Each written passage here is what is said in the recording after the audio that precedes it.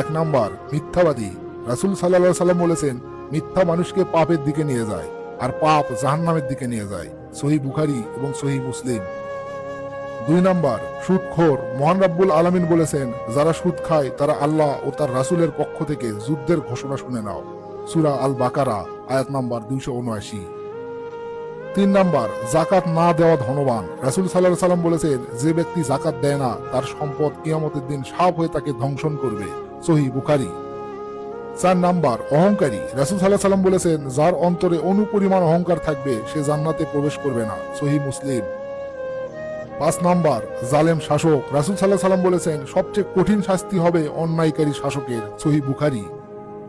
6 প্রতারক ব্যবসায়ী। রাসূল সাল্লাল্লাহু আলাইহি সাল্লাম বলেছেন, যে প্রতারণা করে সে আমার দলভুক্ত নয়। সহিহ মুসলিম।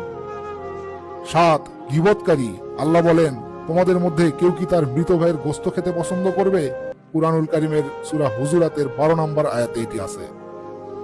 8 নাম্বার নামাজ ত্যাগকারী। রাসূল সাল্লাল্লাহু আলাইহি সাল্লাম বলেছেন, মুমিন ও কুফরের মাঝে পার্থক্য হলো নামাজ ত্যাগ করা। সহিহ মুসলিম।